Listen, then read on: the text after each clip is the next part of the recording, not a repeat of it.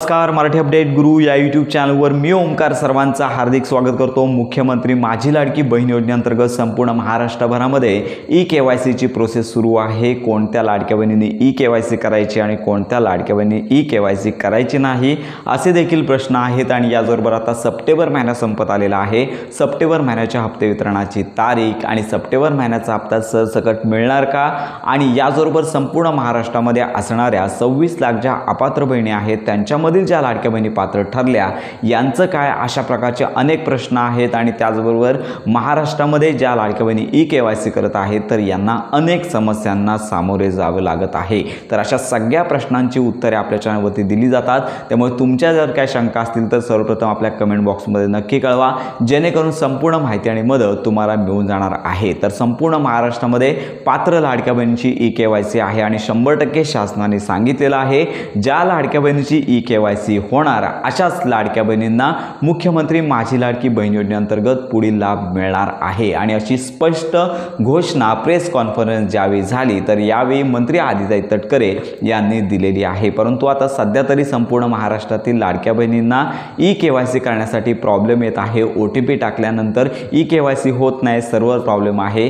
तर यामागचं कारण म्हणजेच एकाच वेळी जास्तीत जास्त लाडक्या बहिणी OTP व्हेरिफिकेशन करत आहेत। म्हणजेच तर यामध्ये सगळ्यात महत्त्वाची बाब म्हणजेच एकाच वेळी जास्तीत जास्त लाडक्या बहिणी ई-केवायसी करत असल्यामुळे त्यांना हा प्रॉब्लेम येत आहे। त्यामुळे ई-केवायसी करण्यासाठी सध्या प्रॉपर वेळ म्हणजेच अगदी रात्री तुम्ही उशिरापर्यंत ही ई-केवायसी करू शकता, अगदी प्रॉपर होते। अनेक लाडक्या बहिणींनी आपल्याला कमेंट देखील केल्या आहेत की आम्ही रात्री उशिरापर्यंत ई-केवायसी केली, आमची झालेली आहे आणि सकाळी पहाटे देखील तुम्ही ही ई-केवायसी करू शकता। तर अशा प्रकारची ही महत्त्वाची अपडेट आहे। जर तुमचा अर्ज अपात्र झाला होता त्याच्यानंतर तुम्ही पात्र ठरलात तर तुम्ही देखील ई-केवायसी करायची आहे। कारण का जर ज्या लाडक्या बहिणींची ई-केवायसी अगोदर झाली असेल तर OTP टाकल्यानंतर लगेचच तुम्हाला मेसेज येणार आहे तुमची यापूर्वीच ई-केवायसी झालेली आहे। त्यामुळे घाबरायचं कारण नाही आहे, ई-केवायसी करून पहा, जेणेकरून तुमचा अर्ज ई-केवायसी झाली असेल तर तसा मेसेज येईल, ई-केवायसी झाली नसेल तर तुमची ई-केवायसी होऊन जाणार आहे। तर अशा प्रकारे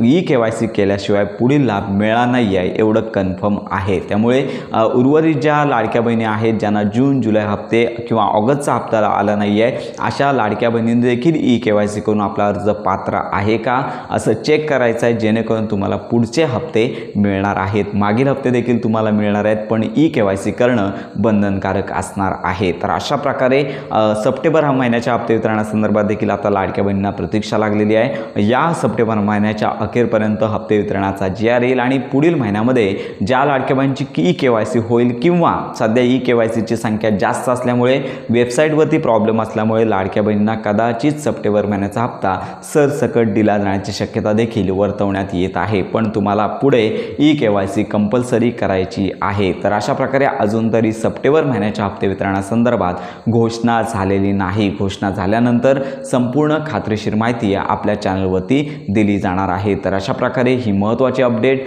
संपूर्ण महाराष्ट्रातील लाडक्या बहिणींपर्यंत नक्की शेअर करा। योजनांसंदर्भात खात्रीशीर माहिती करता आपल्या मराठी अपडेट गुरु या यूट्यूब चॅनलच्या कनेक्टमध्ये राहा।